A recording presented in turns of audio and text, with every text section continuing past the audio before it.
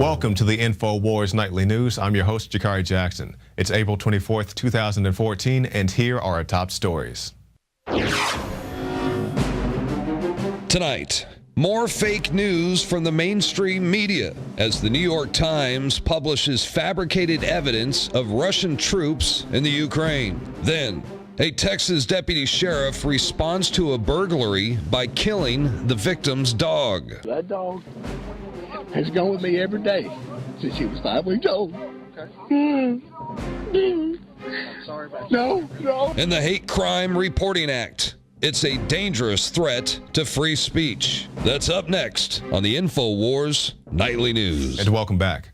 Our top story tonight, the New York Times published fabricated evidence of Russian troops in eastern Ukraine. And this article appeared in the New York Times a couple of days ago. Scrutiny over photos said to tie Russia units to Ukraine.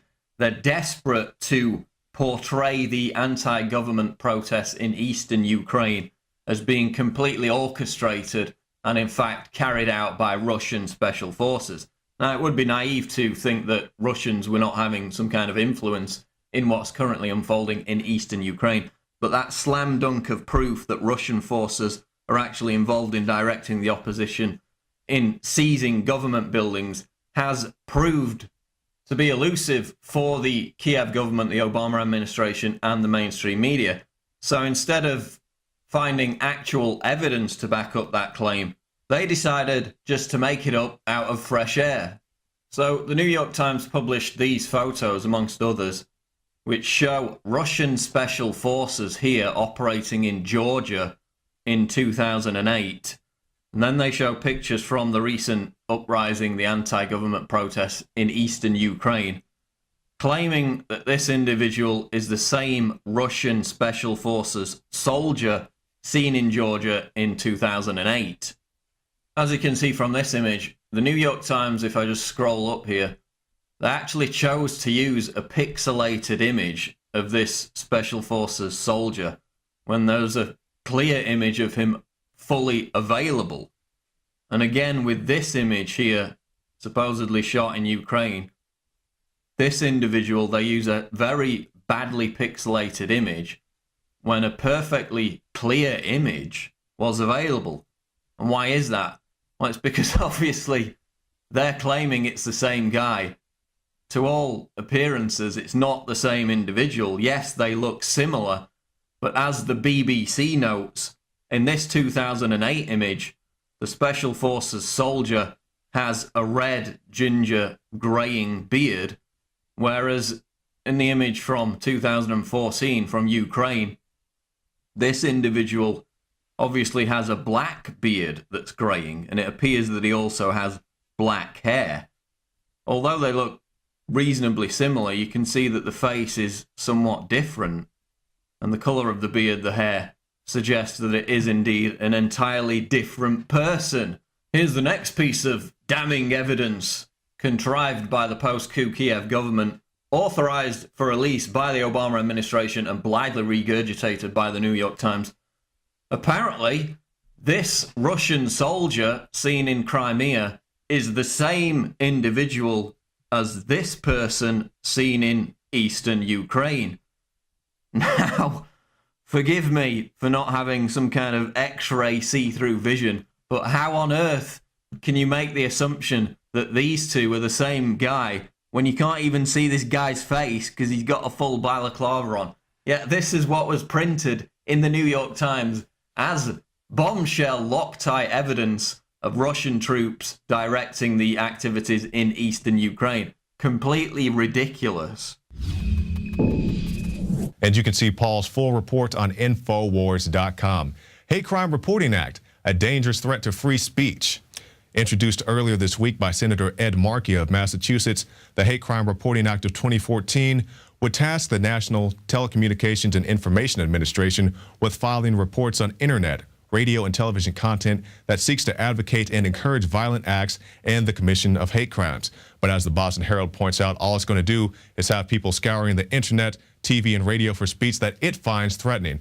So they say your speech is hateful. So if you say, I don't like the drone strikes killing 80% of the non-combatants over there in Pakistan. That's what the Pakistan Interior Minister said. 80% of the people killed by those strikes are not enemy combatants. You're a racist because you're against the Obama administration. If you don't like Mrs. Clinton, then you're sexist because you don't support Hillary Clinton 2016 because of the Benghazi situation and her lack of accountability on that. Or if you say, hey, I'm going to point out all the inconsistencies in the Boston bombing marathon narrative, now you're deeply racist. They'll just label you whatever they want to label you. So this is going to be a dire strike against your free speech, not just people in the mainstream media, but also people in alternative media, people who have blogs, just anybody. Don't let this this draconian measure of legislation pass through your state, the state of Massachusetts. Tell them, no, we don't want this in our state, and hopefully you can get rid of this guy, Mr. Senator Ed Markey. Tell him to hit the bricks.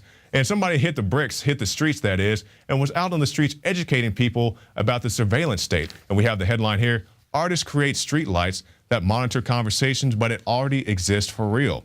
Wired magazine reports that Kyle McDonald and Brian House created the Converse Niche device out of household objects and a miniature computer for under $100. And it's made to look like a lamp bulb, but the device can be fitted with any standard lighting fixture. So basically, these guys were out on the street just trying to educate people about these things that are already in place in cities such as Las Vegas, where they have these lights that can actually monitor your conversations. And INFOWARS has been reporting on this for a long time. Reports Alex did back in early 2000s, possibly even back in the 90s. He was going down the street saying, hey, these stoplights can monitor you. They are watching you. People said, oh, you're crazy because you think that that camera on that street post up there is actually watching me, and now it is. And he said your phones are watching you, your computers are watching you, your cable boxes are watching you, your Xboxes are watching you. But it's all crazy conspiracy theory till it actually comes true, or at least the mainstream media actually admits this now. And now you're a kook if you don't like it. People say, okay, yeah, the street lights are spying on me, as bizarre and weird as that is, but I'm okay with that because I have nothing to hide.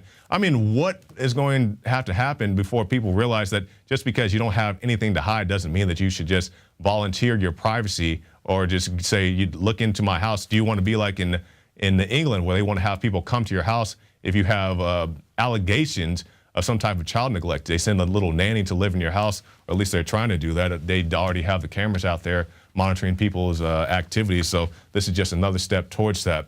And somebody who took the wrong step was an officer who shot somebody's dog. This happens all too often here in the state of Texas. It's happened several times in the recent years just around the city of Austin. But now we have this new situation. Cop responding to burglary kills victim's dog. So this was a situation. Somebody called the police to come and help them because their house had been broken into. The thieves stole several valuable items, including firearms. And 2.5 hours later, the deputy sheriff gets around to getting to the residence. A guy has a dog, and lo and behold, the dog runs out to meet the sheriff. When he arrives, the sheriff says, hey, man, I was in fear for my life, pulls out his gun and shoots the dog. And, you know, I'm not a fan of willy-nilly using pepper spray and tasers, but if you have those things, why can't you use those instead of just shooting the dog dead? And you can watch the video on INFOWARS.com and say, hey, man, I was in fear for my life. And the guy said, you know, I have a small dog. I mean, I'm not sure how big the dog was at the time of the shooting, but he says my dog was small. It wasn't going to hurt you, but the officer felt that his life was threatened, and that's what he had to do. And it's very sad. We also saw things happen right here in the city of Austin. Justice for Cisco, to be brief. An officer responded to an incident at the wrong address. Well, he was given the wrong address. Shows up and shoots somebody's dog. He says, your dog was charging towards me. He's like, my dog was in the front yard and greeted a stranger. Why did you shoot my dog? Shrugged his shoulders and walked off as if nothing happened. So that's the kind of things that you have to deal with, and hopefully we can get justice for this man, because justice for Cisco was never really served. But you can do justice to the fight of liberty, and you can join prisonplanet.tv. We'll tell you this before we go to breaking. Stop by prisonplanet.tv and get yourself a 15-day free trial. The Alex Jones Show, the nightly news, the rants, and so much more on prisonplanet.tv. Now stay tuned, because after this break, our new crew member, Staff Sergeant Joe Biggs, is going to be talking about the injustice that happens at the VA. You go in, you say, I need medical treatment, and they put you on a waiting list basically to die. He's going to be talking about that. And also Syrian Girl. Mimi Alahan will be joining us to talk about some of the new war drums being beat concerning the Syria situation. So stay tuned for both of those. This is the INFOWARS Nightly News.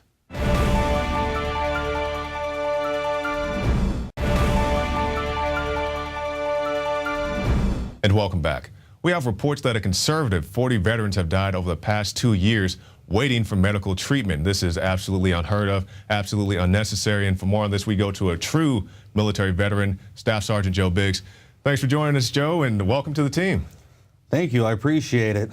And America, get ready. This is what government-run healthcare is. Welcome to hell.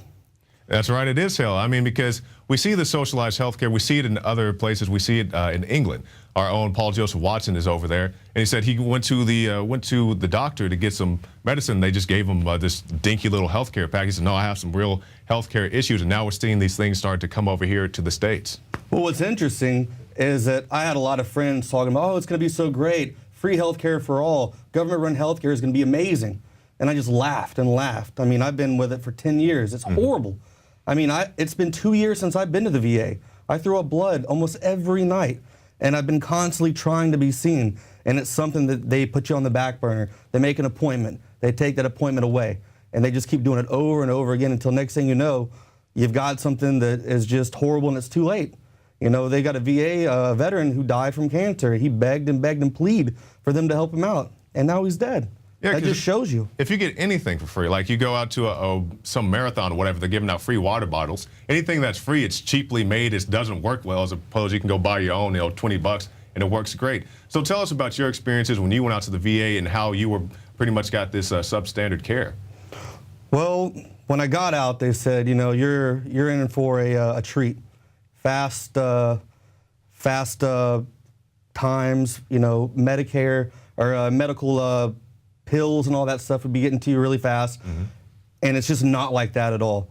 I mean, the first day I waited an hour and a half just to have someone tell me that I was in the wrong line. And then they sent me to another line. And then when I told them what was wrong with me, they said, no, that's not an issue. All we need to do is just throw some pills, give you that, and be on your way. That was about 2 years ago. Since then, I haven't been back. I've been trying to make appointments, and I just can never get through. I mean, it is a horrible, horrible disaster. Have they ever tried to give you any type of psychotropics? That was while I was in, but up until about a year ago, I finally dumped all those medications in the toilet and flushed those down, and since then, I've been a lot better.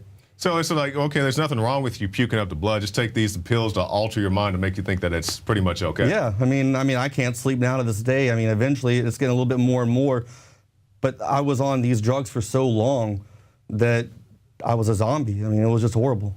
And Joe, I know you have a lot of information here. What's the most important things that people should know? Well, America, what you have to look forward to with Obamacare is exactly this. Everything that you've asked for, you're going to get. And all I want to know is, are you going to be on the next death panel? All right, Staff Sergeant Joe Biggs, thank you for your time and welcome to the team. Look forward to more reports, and you can see Staff Sergeant Joe Biggs on INFOWARS.com. Stay tuned right after this break for more special reports.